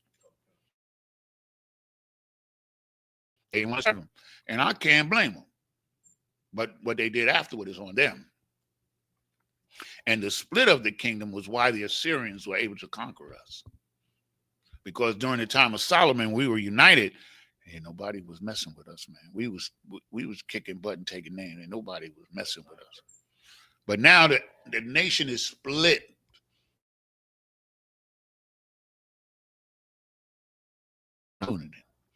that's another story for another day. That was 20? That was 19, sir. Okay, read up to 24. We're going to read up to 24. Come on. Verse 20. And it came to pass, when all Israel heard that Jeroboam was come again, that they sent and called him unto the congregation and made him king over all Israel. He was made king over what became the northern kingdom, the 10 tribes. That's right. Hispanics and Native Indians, so-called today. Read on. There was none that followed the house of David. They wasn't following Rehoboam and them Judites down in Jerusalem. They was up in Samaria. They was chilling, and they distanced themselves from us. You understand? And it's about to be some war going on. Read on.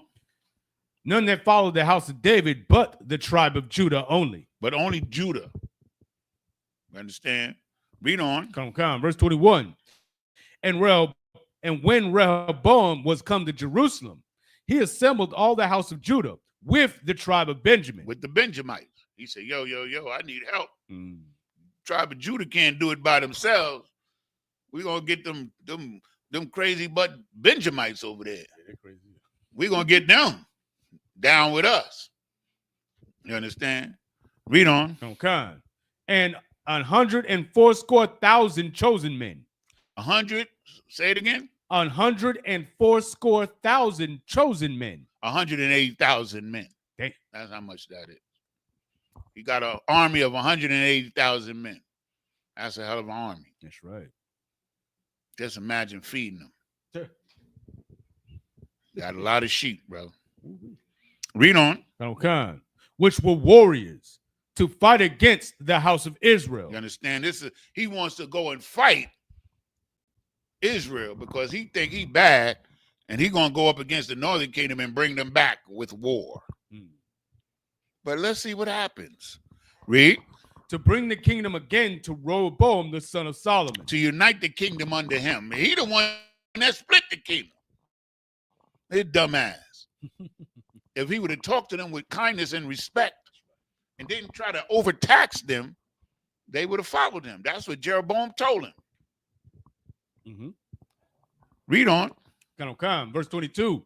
But the word of the Most High came unto Shemaiah, the king of the man of the Most High, saying, verse 23, speak unto Rehoboam, the son of Solomon, king of Judah, and unto all the house of Judah and Benjamin, and to the remnant of the people, saying, verse 24, thus saith the Lord, you shall not go up nor fight against your brethren, the children of Israel. So the Most High told the prophet to go and tell Rehoboam, no, you are not going to war against your brother, man. That's right. You are not. Because first of all, the northern kingdom was not sinning against the southern kingdom. The king of the southern kingdom, Rehoboam, was sinning against them. Okay. He taxing them. He sent the tax. Boy, I'm never gonna forget that no more. He went up there trying to get that money. I grew up around Puerto Ricans in my life. All played baseball with them, basketball, football, everything. Fought with them and against them. And they are not a light enemy to have. That's right. You understand? They'll throw down with you or against you. Trust and believe. And they ain't taking no shorts, bro. Man, I'm telling you now. So now, and Rehoboam, he was a fool. That's right. Salaki, but he was. Understand what I'm saying? Because he could have mediated this whole situation. But he listened to them young boys. Remember that. That's right. He listened to them young boys. This is what you get. You understand? You understand? The wise, when the righteous rule, the people rejoice, man. That's it, man. That's right. If you trying to be wicked to the people, you get hit upside the head with a rock. I just want a sidebar a minute. Donald Trump, he says one of the dumbest things I ever heard a president of a state say in my life. He said that Jeffrey Epstein stole people. He had a spa at Mar-a-Lago. Is it? He had a spa and he had them young girls giving him massages and stuff. This devil said that Epstein came there and stole the women out of the spa, man. That's what he said, man. I was like, this nigga crazy. Like, first of all, if I steal something from you, that means that's your possession. Well, those women is possession. I'm sorry, I just had to mention that because I thought that he just opened Pandora's box, man. That's what he just did, man. He opened a way for them to go at him again. He's not smart. He think he's smart. He think he's quick in the mind, but he's quickly showing you how stupid he is. That was the worst thing he could have said. Yeah, he up there in his 70s. I think he's 77, something like that. And he said that today. He said that. And they got him on film, so he can't say he didn't say it. Right. They filmed him while he was saying it. He's saying Epstein came and stole the women out of his spa at Mar-a-Lago.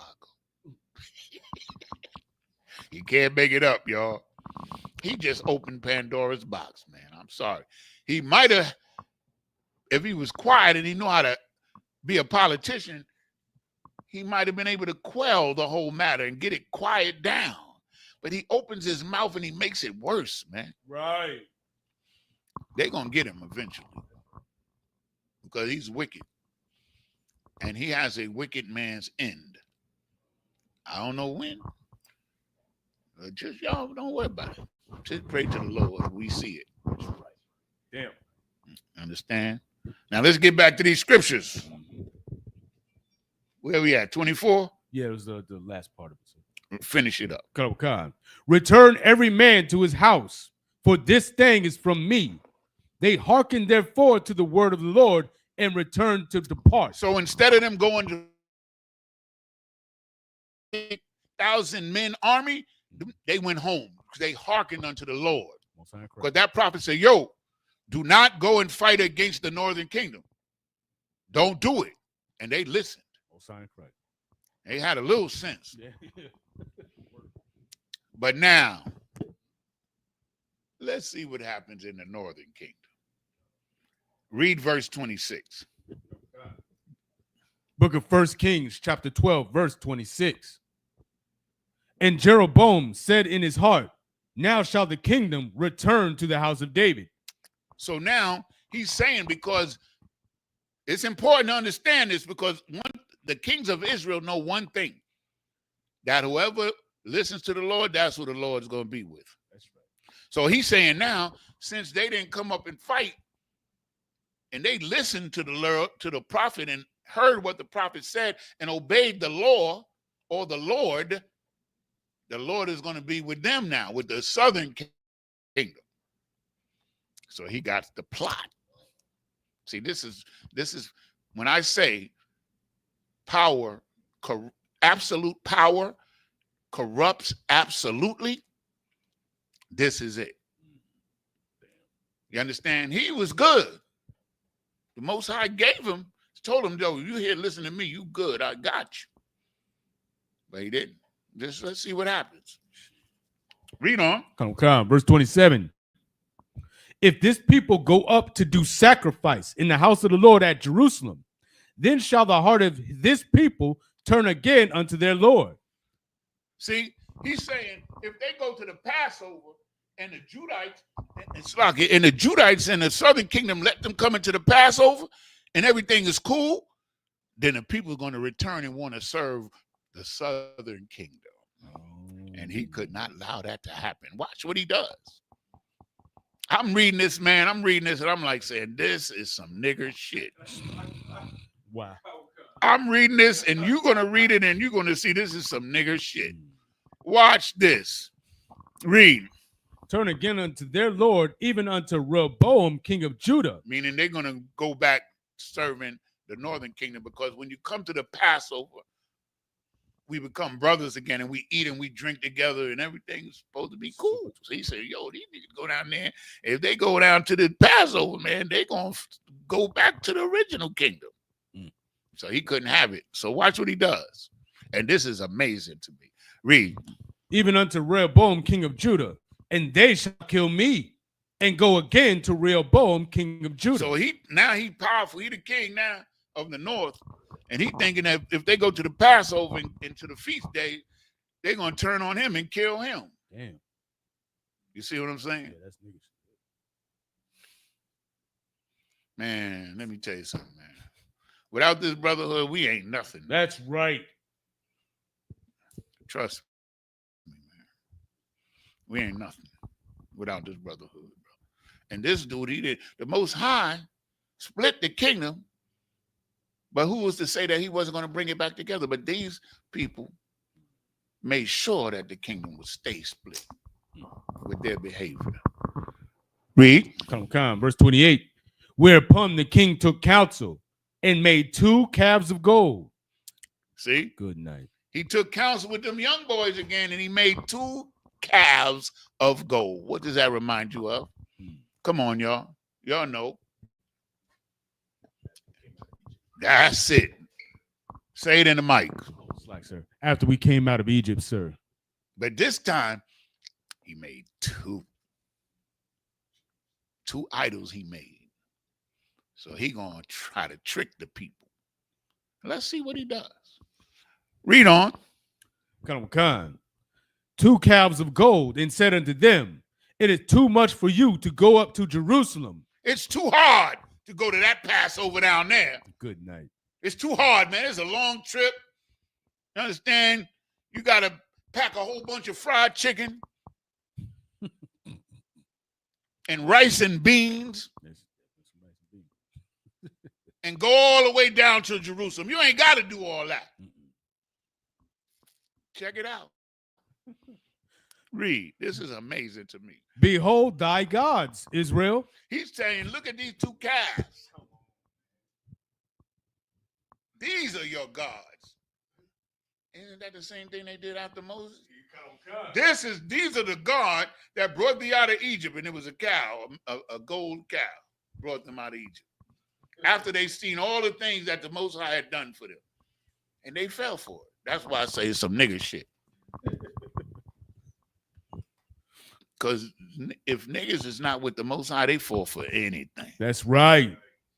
But when you with the Most High, we don't fall for anything. Read on. We're going to get to the gist of it in a minute. Behold thy gods, O Israel, which brought thee up out of the land of Egypt. Verse 29. And he set the one in Bethel, and put the other put he in Dan. You understand? So he put one in different parts of the country that they don't have to go to the Passover in Jerusalem. So in essence, and you're going to read it, he created a fake Passover in the 8th month. You're going to read it. He created a fake Passover, man. Y'all don't have to go down to Jerusalem for the Passover. This is your God. We're going to do the Passover up here. Read it. Go ahead. You understand? Power corrupts, man. That's why in the ISUPK we have a system, a rank system, man. Right. We have council. Listen to the damn council, man. That's right. This cat, he got the council of fools. Right. Both of them. Rehoboam, Solomon's son, and Jeroboam. Remember, he counseled first before he built the two calves. So, yo, listen. They don't have to go to Jerusalem. Let's make them a god, and they can have the Passover up here with us. We can have our own Passover, man. They ain't got to go to Jerusalem. Read. Come. Verse 30. And this thing became a sin, for the people went to worship before the one, even unto Dan. You understand? They went to the worship the one, the calf unto Dan. That's why he put it there. You understand? So that they can go there for the Passover instead of Jerusalem. Damn. Read on. Come. Verse 31. And he made an house of high places and made priests of the lowest of the people. They made some fake ass priests and made a fake temple with some low life niggas. Read it again. Okay. And made an house of high places and made priests of the lowest of the people, which were not of the sons of Levi. The law is that the Levites were the priests. This is why the Levites left him and went back to Judah. Remember, at first it was only Judah, then it was Judah and Benjamin, and now the majority of the Levites is going to leave and go back to Jerusalem, because they said this dude is nuts. He making a new Passover against the Lord. That's what he's doing. Read on. Oh, God. Verse 32. And Jeroboam ordained a feast in the 8th month, on the 15th day of the month. Understand? Instead of the Passover, which is in the 1st month. That's right. What would be the 8th month? The 8th month would be right. Let me see. The 9th month is like September, November. Yeah, November. He having a Passover in November, the 8th month. And he think he gonna get away with it. Hey, listen, man, y'all ain't gotta go down to Jerusalem. We're not with them no more. We got a new God and a new Passover. Good. That's what he's saying. He got a calf, even though I told him, yo, if you, he couldn't wait. See, that's the power corrupting him. Right. Satan whispering in his ear. Read on. Come. Let me see if we got any questions in. I don't see any questions. Okay. A feast in the 8th month on the 15th day of the month, like unto the feast that is in Judah. You understand? The feast in Judah is the Passover. That's in Jerusalem. That's right. You understand? Man. That's great. This is some wicked stuff, bro. Like, you make a new Passover like IUIC and them other camps. Right. They be making their own Passover. It's only one Passover. Yahweh Shai Day. And they were eating pork too. Yeah, word. God, man. I don't know, man.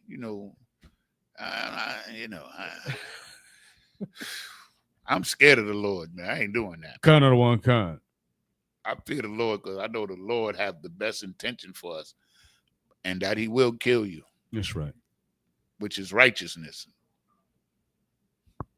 Understand? Because when a king commits unrighteousness, the whole nation is unrighteous because they're going to follow him. Right. That's why the scripture says when the king or the ruler hearkens unto lies, all of his servants are wicked. Right. You understand? That's why every person, black, white, Chinese, who follows Donald Trump is wicked as hell. All of them. Every last one of them. Thus saith the Lord. Not Commander General Yohana didn't say that. Yanazar didn't say that. The Lord said that. Right. That's Proverbs 28 and 18, I believe it is. Or 28 and 2. You understand? Or 12, or one of them. Let me get it for you then. Let me make sure. Be sure. This is the book of Proverbs. Oh, it's 29 and 12. If a ruler hearkens to lies, all his servants are wicked. Right. That's the truth. So when people support a wicked man, that's because they're wicked too. Don't let them run no game on you. Well, he might improve the economy.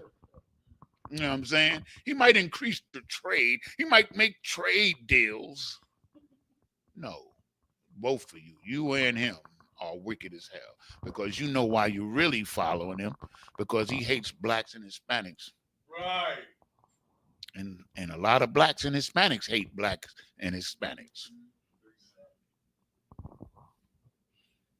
You ain't fooling us in here. We know the deal. We know what's going on. Salakia, because we listen to the Most High and he told us what's going on. Right. Ain't nothing going on in this earth right now that's not in this Bible. Nothing. Remember, they sold a girl for wine and a boy for a drink or something like that, it said. That's, for a harlot. That's child sex trafficking. Right. You sell a boy and a girl for wine and a boy for a harlot. That's child pornography and sex trafficking. That's what it is. It's hateful. And they got this man as the president of the United States. So America's wicked. All the followers are wicked. All of them. Hell with all of them. That's right. Our king is righteous. I had to get that off, y'all. Come. Salaki. Read on. Come. You up to 33? We're in the last part of 32. Yeah, go ahead. So and offered upon the altar. So did he in Bethel, sacrificing unto the calves that he had made. They in there holding a feast unto the calf, man. Damn. After the Most High promised them rulership. That's some nigga shit. Word. I love it. I love to read about it, and I certainly love to teach it. That's right. Because we all learning here today, y'all. We learning this together, and we should never forget this. Kind. Understand? Read on. And he placed in Bethel the priest of the high places which he had made. So he took them fake priests and put them in the temple. That's the high place. He made a new temple, everything. Rather than letting the people go back to Jerusalem and do the real Passover, he created a fake Passover, fake feast day. You understand? To keep the people separate. Now you start to understand why Israel was split. Yeah, come. And that the word of the Most High is true. You understand? The Most High told them that this was going to happen. And we're getting up on the time, and I got enough for another class. And we're going to continue this next week. Most High in Christ. You understand? And you're going to see the ramifications of this. You understand? And you're going to see the prophecies of it in the script. You understand? And I'm not getting ahead of myself this time because sometimes I blab it out. I'm not going to do that today. Most High in Christ. So that was 33? Yeah, come. Oh, no. That was the end of 32. So let's get a little more. Come. Verse 33.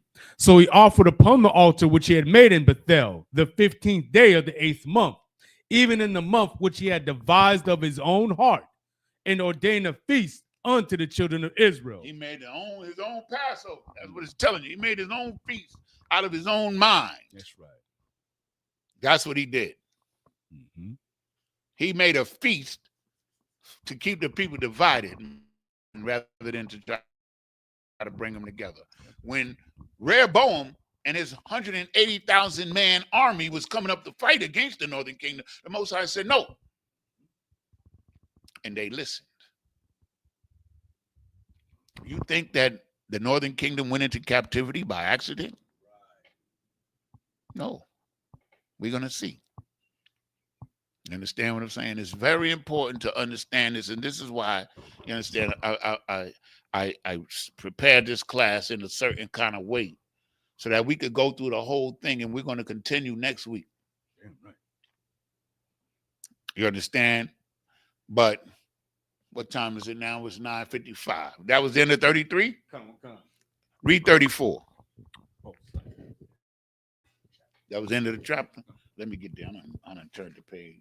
So let's go to, because I want to save one thing. I want to save the next scripture I got on the line for next week.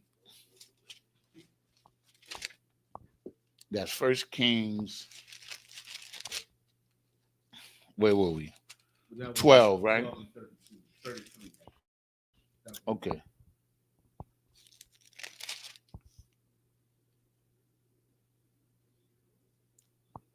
So read 13 and 1. Come. This is the book of 1 Kings, chapter 13, verse 1. And behold, there came a man of the Most High out of Judah by the word of the Most High unto Bethel. And Jeroboam stood by the altar to burn incense. So this is a man of the Lord coming to tell this dude what he's doing. Uh-oh. He's about to get checked, but you understand, he didn't listen. So I'm going to leave y'all with this. Because today we're going to end the class on time, which is rare.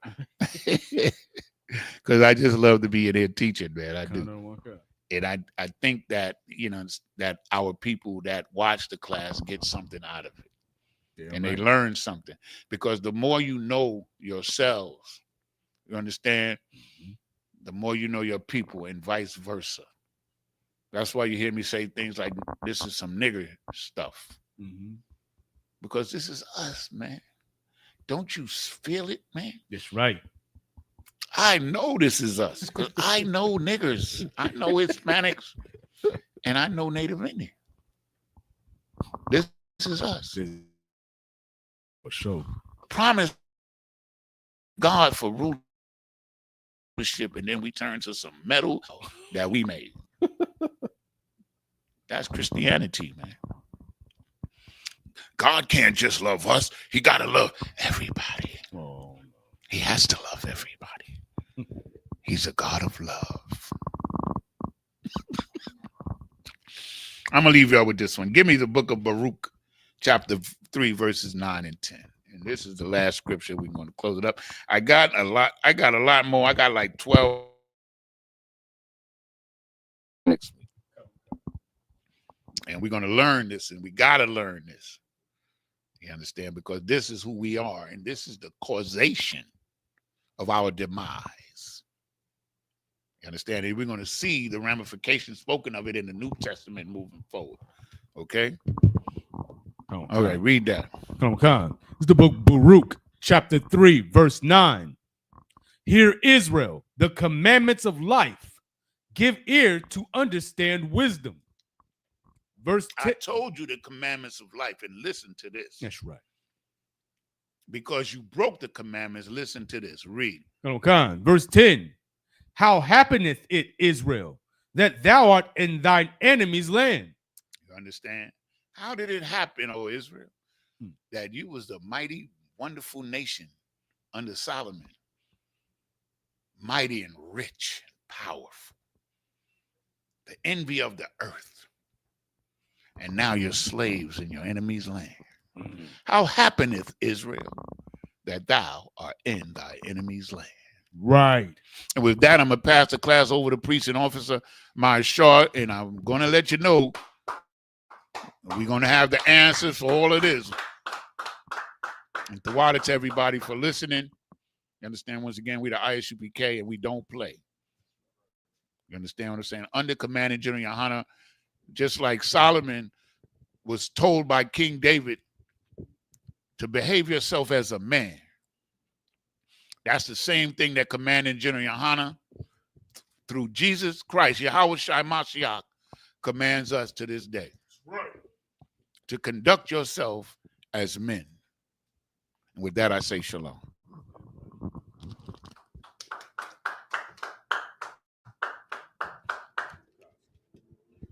Security announcements. We are the ISUPK out of 1 West 125th Street, Hall, New York, under Commanding General Yohana. New rules for brothers and sisters. When a new brother or a sister comes into the school, they are off limits for 6 months. They are here to be saluted only. They're here to shed themselves of the world. After 6 months, if a brother or a sister has an interest in a particular person, he or she must get permission from the head to speak to a brother or a sister. There's another 6 months in which the brother or sister will court each other. After the 6-month period, the brother or sister will get permission from the head to marry. Tithes, which is a commandment. You can find this in Numbers 18 to 21 and Malachi chapter 3, verses 8 through 10. It means 10th in the Hebrew and is pronounced ma'ashra. 10% of every penny of any increase the Lord gives you, you give to the treasury department or teacher. Priest fund, free will offer for priests, not mandatory. Whatsoever amount you like to give. Upcoming holy convocation will be the memorial blowing of the trumpets. It'll be going down September the 21st. So get with your camp leader to learn more about that that upcoming feast day and what you can provide or do for it. Remind Akim and Aquathian to check on social media such as icpk.com, Facebook, Twitter, YouTube, and so on for ICPK events and materials. If a brother wants to be a trooper in the school, then he start wearing all black, which includes black boots, shirts, pants, headbands, or scarf. And with that, I Majah, men of Israel, I Majah, which means to stand, Sar, and turn and face the teacher. Men of Israel, we give one courteous salute unto our teacher. Men of Israel, Amajah Shabbat, Amajah, Barak. Men